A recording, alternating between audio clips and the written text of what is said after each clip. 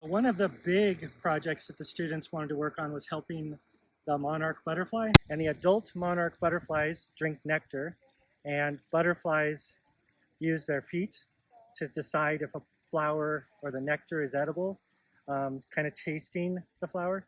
So they'll land on a flower, so it has to be kind of big. And so sunflowers are big flowers for them to use. This plant is the California bush sunflower, and students chose to plant it to help adult monarch butterflies here in their habitat. Next plant that students chose to plant is California fuchsia.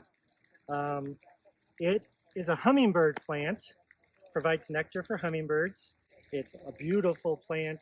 It will live with almost no water throughout the year. When it gets water, it goes crazy with these beautiful blooms. Every flower, once it is pollinated, becomes fruit.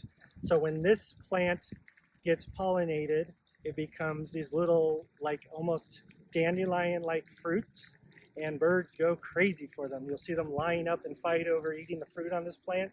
So this is not only providing food for hummingbirds in the form of nectar, it's providing fruit or seeds for the other native birds during winter when it's most important. This plant is called bladderpod, and specifically hummingbirds use this for nectar. The flowers have evolved to be the perfect hummingbird flower. They grow on the coast here in California, and they grow in Death Valley. Same plant, same species. Just amazing how adaptable this plant is. It kind of has a pretty strong smell, so you don't necessarily want to plant it by your front door, but very beautiful plant, very striking, different than all the rest because of the gray foliage and yellow flowers. Students chose this to help feed the hummingbirds. This plant is called Toyon. It's the Chumash name for the plant, and it's still the common name for the plant.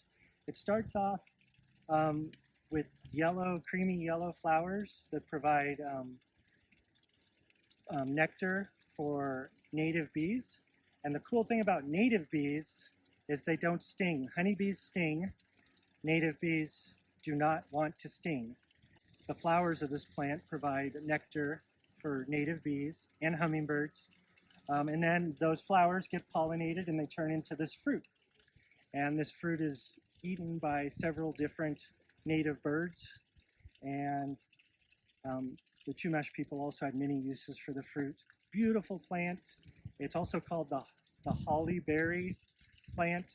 And Hollywood, California is named after this plant because it was so numerous in that area. This native plant is called coyote bush or brush.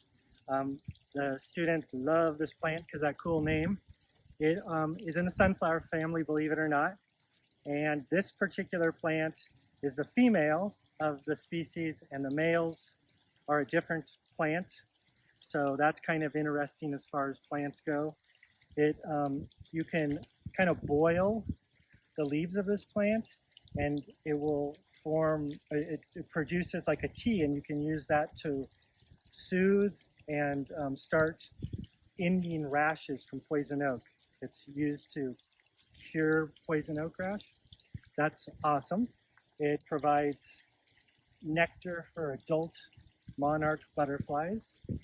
And also, right now you're seeing flowers and fruit mixed in on this entire plant. And that's a cool thing about native plants is each species has a different time. Some have flowers in the summer, some have flowers in the winter, some provide fruit in the winter, some provide fruit in the summer.